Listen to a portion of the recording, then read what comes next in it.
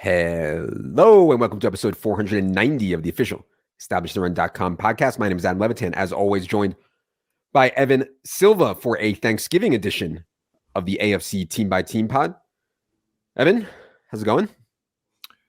It's going great. I can't wait to just eat turkey and stuffing and mashed potato. What is your favorite food for Thanksgiving, Adam? I'll be going to one of my favorite Vietnamese restaurants and picking up some pho and some shrimp fried rice, which I'll be enjoying as I watch the games and my family hates me. Easy game. On today's show, we are going to go team by team through each AFC squad, talking through everything we saw and what it means going forward. Before I go any further, though, I want to let everyone know, even though, as you know, I hate Thanksgiving week, I do love a good Black Friday sale. The sale I'm about to describe, however, does come out of mine and Evan's pocket, so I'm not as thrilled, but alas, we must do a Black Friday sale. Every internet company does a Black Friday sale. Here we are. We almost never run sales, by the way. This one we're doing this year is absolutely ridiculous. $4.99 to try ETR NFL for 1 week. That is 80% off the normal price. $39.99 to try 1 month of ETR. That's normally $75.99. Just absolutely outrageous. Go to EstablishTheRun.com/Black Friday for details or find the link pinned on my Twitter. That's EstablishTheRun.com/Black Friday. Also, big action on Underdog this week on the 3-game Thanksgiving slate. Our rankings are up. I can't emphasize enough that you cannot just take projections and expect to win in the Battle Royale on Underdog Fantasy. You need to understand scarcity. Our rankings are baking that stuff in. If you've never tried Underdog Fantasy before, promo code ETR will get you a $100 deposit bonus. Up to $100 deposit bonus. That's promo code ETR at UnderdogFantasy.com. All right, Evan. Ravens. Mark Andrews was back, which was good. I thought he looked and played a very good game. 36 routes on 37 Lamar dropbacks, 663-0 on 8 targets. Mark Andrews is going to have some huge games. Gus Edwards was scratched on Sunday morning. Kenyon Drake comes in, only 10-7 in carries over Justice Hill, which surprised me a little bit, but maybe it shouldn't have. Ugly offensive game all around, though, Evan. What'd you see out of the Ravens' home game against the Panthers?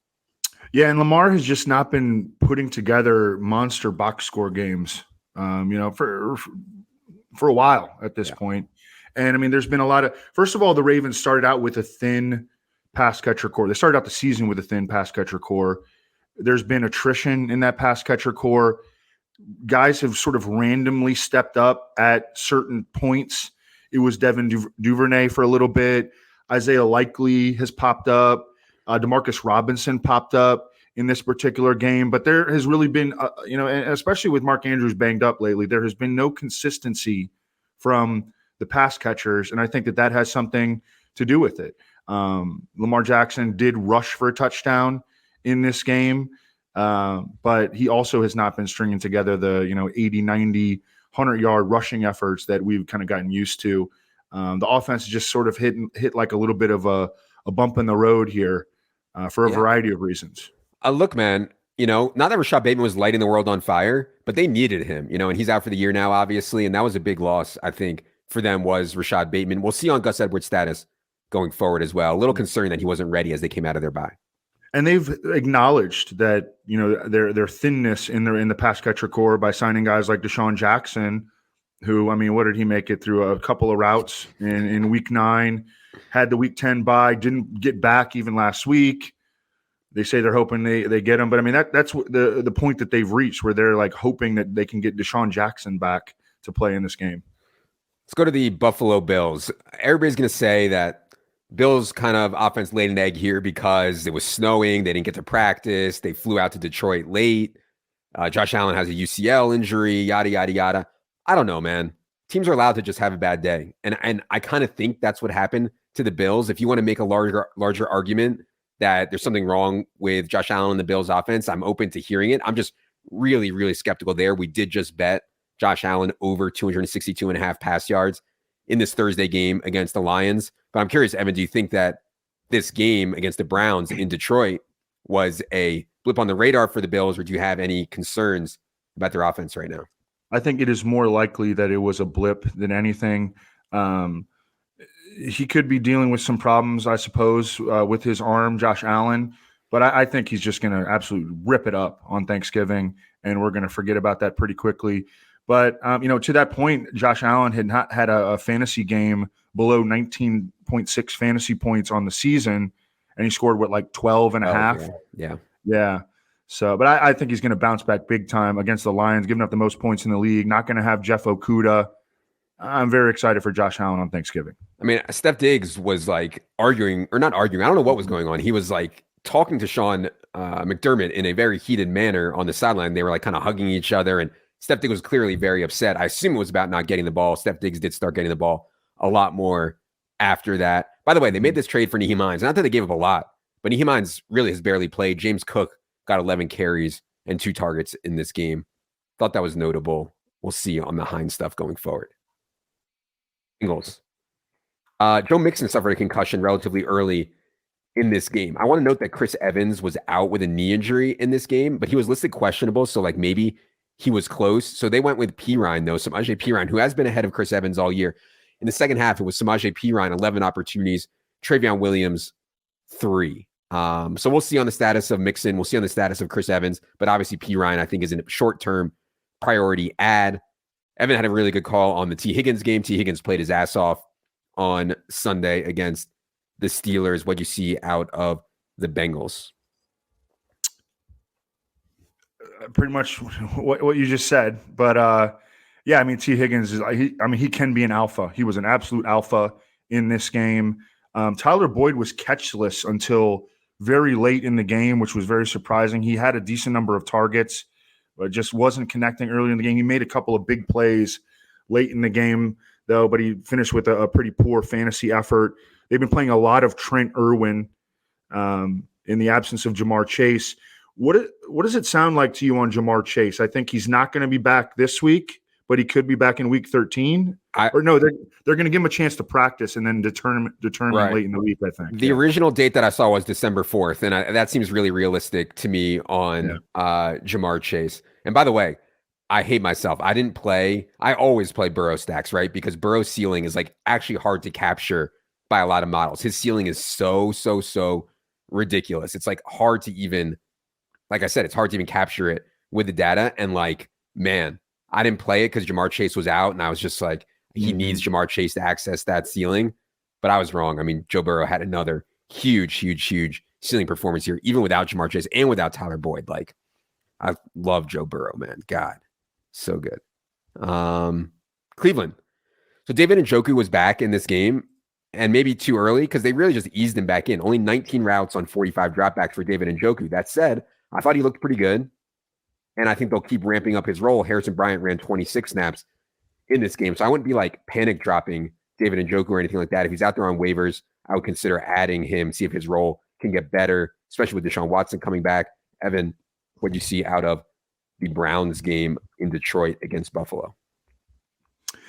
Big games from Amari Cooper and Donovan Peoples-Jones. I mean, Jacoby Brissett he's done a pretty good job. They're going to be getting back Deshaun Watson, though, in week 13. This is week 12. So, hey, if he's on the waiver wire, pick him up. No doubt. And Donovan Peoples-Jones, man, he was 4,600 this week, and I just couldn't find the 300 to get off freaking Dalton Schultz to Donovan Peoples-Jones. But, man, Donovan Peoples-Jones had a really good year.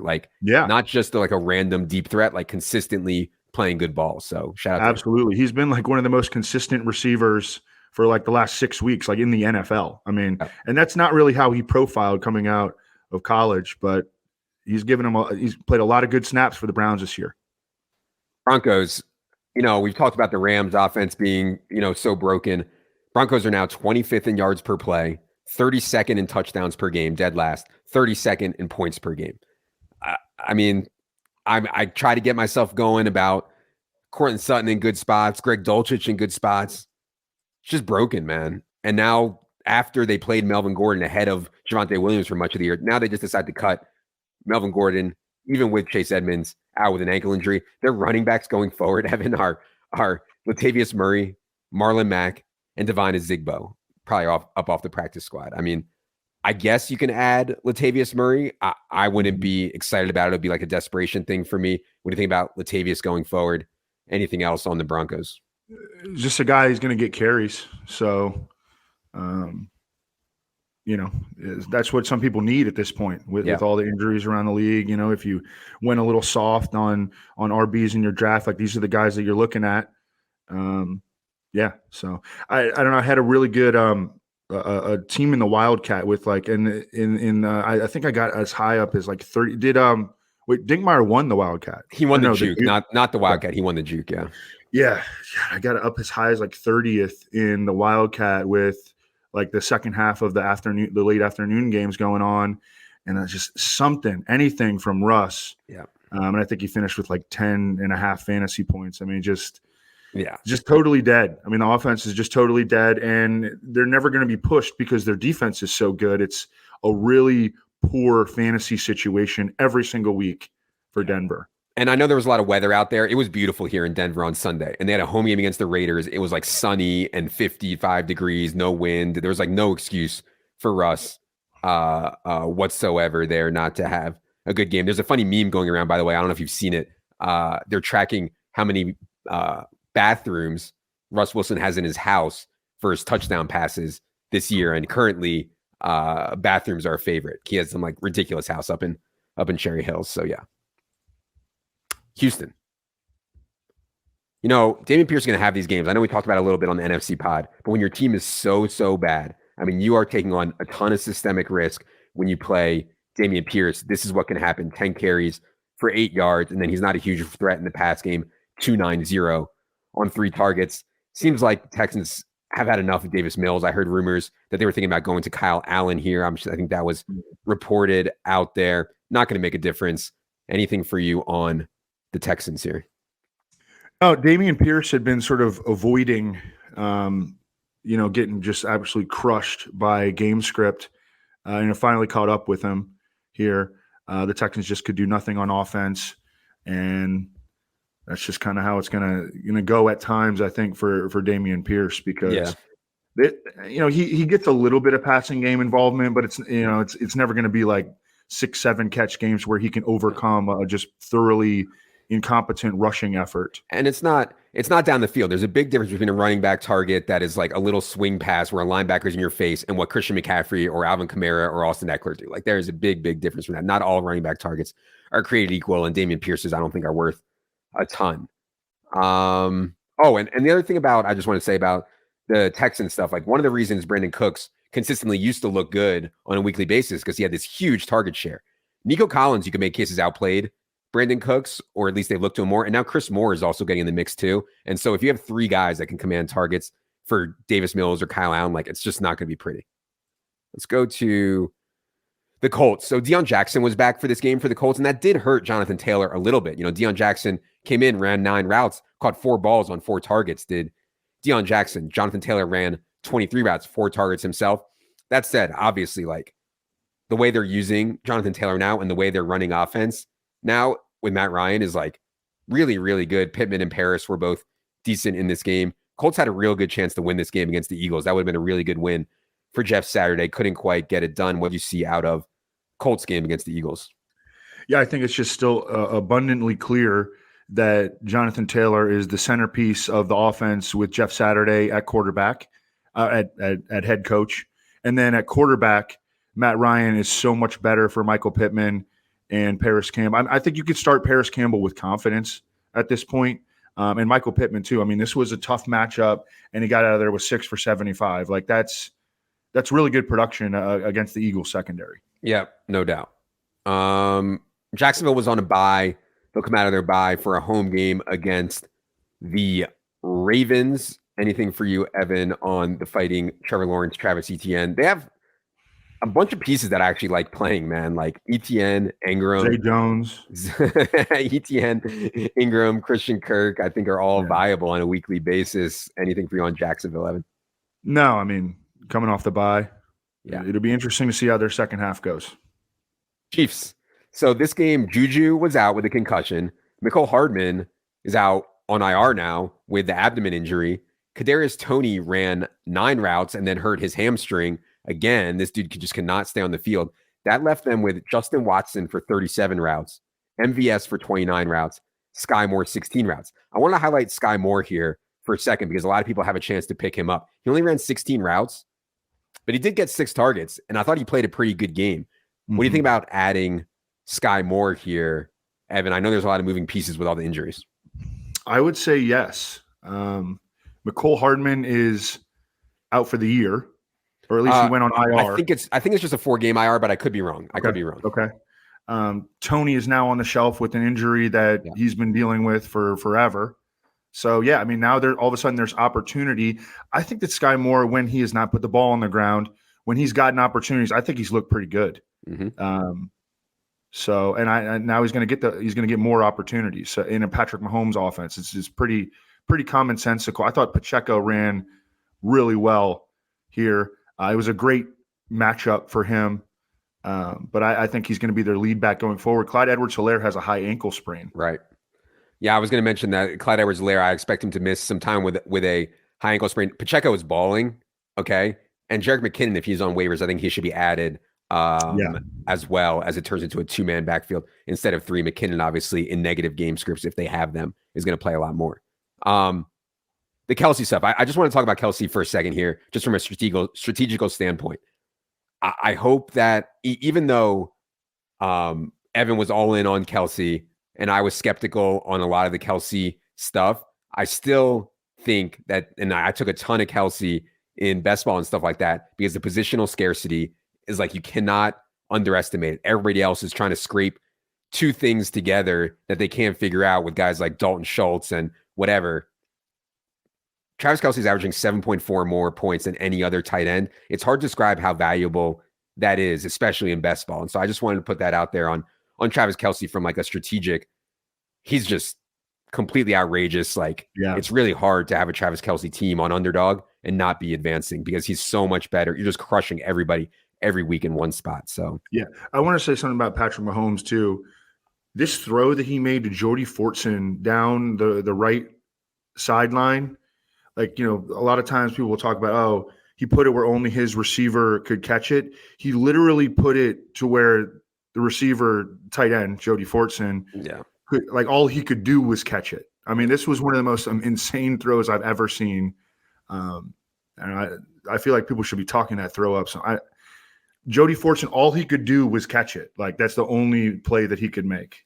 Yeah, and we talked about the Mahomes MVP stuff last week, and obviously much bigger favorite now is Patrick Mahomes, especially with Josh Allen falling off and Jalen Hurts not playing as well lately. Patrick Mahomes' grip on the MVP race seems to be getting tighter. Ryan Reynolds Awards article and show is off this week for Thanksgiving. Check it out. Next week we'll have a show and an article there. Vegas. I mean, I guess a good win for them. I don't know. Overtime against the Broncos. Davante Adams is such a baller, though, man. I mean, 7, 141, 2 on 13 targets, including the game ender in overtime. And then Josh Jacobs gets 100% of the running back carries plus 4 targets. These 2 guys have elite fantasy roles, despite them being a bad team. What else did you see out of the Raiders on Sunday? Yeah, disappointing game from Foster Moreau. Only 3 targets. But yeah, I mean, it's Davante Adams, Josh Jacobs, sometimes Foster Moreau, and like nothing else. Yeah, in the Vegas offense. Yeah, Chargers. You know, we talked about how, and I was talking about the Josh Palmer stuff on Sunday morning. So people were asking about Josh Palmer. It's like, I didn't trust Big Mike to play through this ankle injury. I didn't trust Keenan to make it the whole game. Big Mike aggravated his ankle, man. Like, this is what happens when you try to come back too soon from these high ankle sprains. I know Evans talked about it a ton. Now who knows how long Big Mike is going to be out. Keenan, I thought, looked really good, though. Keenan, I was worried about him aggravating. I was wrong there. I mean, Keenan, 44 out of 65 snaps, 28 routes, 26% target share, even caught a deep one downfield, finishes 594-0. Keenan makes a big difference for this team. I mean, him getting open makes a big difference for this team. And now, obviously, like 2 out of the last 3 weeks, Josh Palmer has played really good games. What do you see out of the Chargers? A heartbreaking loss to the Chiefs. Yeah, I mean, Justin Herbert was sensational for the vast majority of this game. I think Josh Palmer has like taken advantage of his opportunities. You know, I think that it was fair to question just how good he was, you know, at certain points during the season, but I think he's come on. They're going to need him. I mean, Big Mike probably ain't going to be back for a few more weeks. I think he lasted, one or two drives in this game. Yeah. But yeah, Keenan Allen being back is very big. So they have a number of competent pass catchers. I mean, they were really trying to stitch it together up until this point. Keenan Allen and hopefully he bounces back from this injury well, because I mean he was out for like over 2 months. One thing I wanted to ask Evan, Austin Eckler had his worst pass catching game of the year, and it correlated with Keenan Allen coming back. I think that's correlated. There's some noise and there's some randomness in it, but I do think that Eckler's pass catching expectation is hurt by Keenan. They just work in kind of the same areas of the field. Any takes there on Eckler going forward? Yeah, I mean, I think that there's definite data that backs that up. It was something that we talked about before the season, actually. Yeah. Dolphins were on their bye. They will come out of it in one of the best possible spots, home against the Texans. Obviously, big time green light spot for Jeff Wilson, for Tua and Tyreek. And Jalen Waddle will be talking about them a ton on Friday, I'm sure, on the DFS show. Anything for you on Miami as they come out of their bye? Pretty much all those dudes have dealt with nicks and bruises to this point in the season. So them coming off the bye, I mean, their offense has been just so explosive. I think that they're going to finish real strong. Their offensive line is in pretty good shape, relatively speaking, at this point. I think they're going to finish real strong. Yeah, more Mike McDaniel clips. Love Mike McDaniel clips. Dude is such a boss. New England. It was really interesting. So we took a stand on Ramondre in this game in projections. In other words, we projected Damian Harris to be way more involved than other people were projecting, basically because we thought Damian Harris coming out of the bye would be healthier. And even in that game before the bye, like Ramondre was losing work to freaking JJ Taylor. Okay. Ramondre outsnapped Damian Harris in this game, 49-15. He ran 26 routes. Damian Harris only ran 5. Ramondre had 21 opportunities, carries plus targets. Damian Harris had 10. That said, Damian Harris played his ass off, man. I mean, he looked really, really good. And my gut is telling me maybe he earned more. And listen, 10 touches is fine, but maybe he earned even more than that going forward. They do play on the Thanksgiving slate. We're going to talk a lot more about this on Thursday, because I do think it's a big decision for the Thursday slate also. What do you think about the backfield split? Anything else on the Patriots? Yeah, I suppose it could tighten a little bit. Ramondre Stevenson is just so good in the passing game.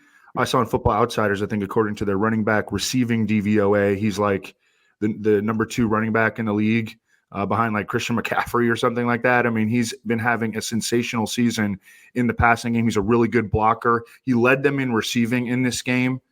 But you're right, Damian Harris, I mean, he's a quality runner, like no question. And that's what he brings to the table. He could get used in the, in scoring position and kind of, but I think that Ramondre Stevenson has also been like I think he deserves to be the clear-cut lead back at this point. And that's what he was in this game.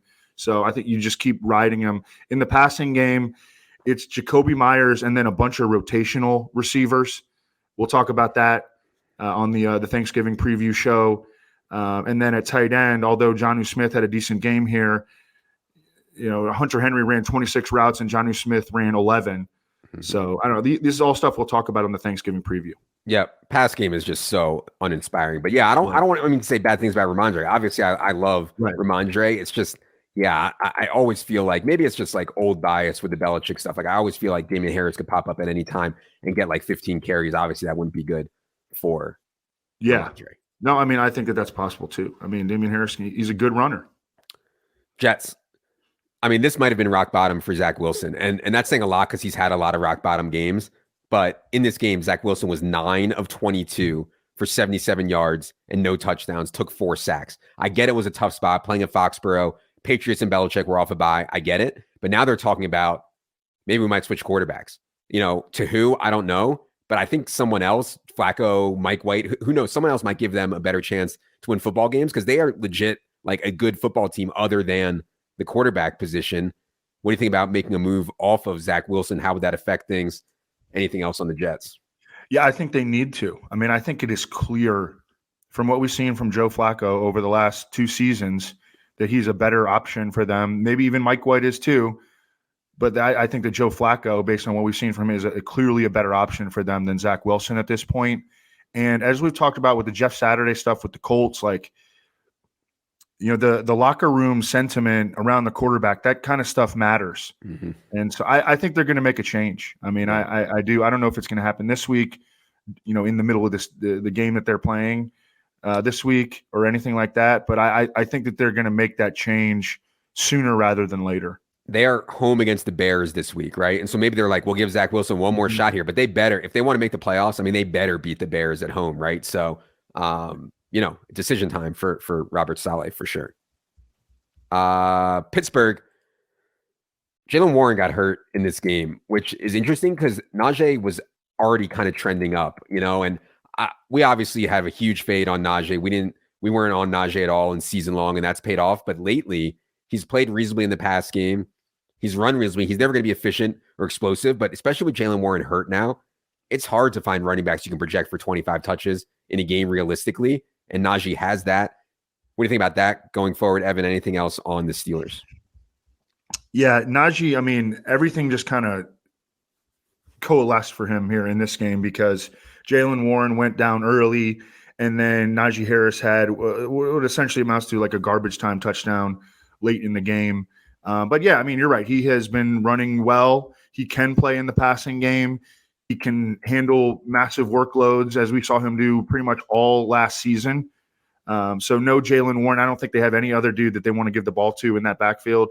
If Jaylen Warren is out, do we have a timeline on him? No, just a hamstring injury. I haven't seen anything how severe it is. Yeah, I mean, as long as he's out, like I think Najee Harris could handle 20+ touches a game. I mean, that's back in play now. I thought George Pickens played a pretty good game here. He's up to 8.5 yards per target. That's 36 in the league. Meanwhile, Deontay Johnson, 5.1 yards per target. Not saying it's all his fault. Yards per target can be a noisy stat. It's not all his fault, but still, 5.1 is absolutely pathetic. Only KJ Osborne and Scotty Miller are worse at wide receiver than Deontay Johnson in yards per target. By the way, I didn't give a shout out Penn State yet on this show. Freiermuth is a baller, man. Shout out Penn State. Love Freiermuth, man. Really, really, really good player.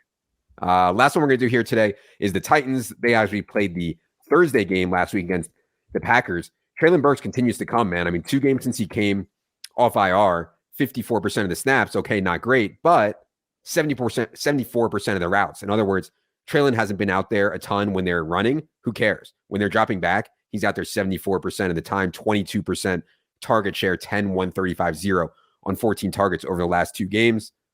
Things look good for Treylon. Anything else for you on the Titans? There's just like a distinct lack of passing game talent in Tennessee. So Treylon Burks is now has a chance to be exactly what, his proponents wanted him to be because of all this opportunity, because it's Robert Woods and Nick Westbrook-Akine and, Okonkwo and, Austin Hooper. I mean, this is not a tough challenge. And Treylon Burks, a first-round pick, he should ascend. And I mean, I think he will. I think that they're ready for him to ascend. I mean, he's gotten the coaches have been talking about how he's made a lot of progress, and you see it on the field in this game against Green Bay. So, I mean, I think he's like a wide receiver 3 starter right now. One thing I would also say about this, and just generally speaking, there is so much data. It is blatantly clear. Second half rookie wide receivers of their rookie year, there is a huge difference, between the way guys perform early versus late. And so generally speaking, if a wide receiver rookie hasn't broken out yet, I wouldn't call him dead yet. Second half is when they typically break out. That is going to do it for the AFC team by team pod. If you've never tried ETR before, this will be the cheapest you can ever get a look at ETR. You can try a week for $4.99, cancel it immediately using the account tab on the site, and you won't get charged again if you don't like it. For Evan, for Bruce Luke, I'm Adam. Good luck, everybody.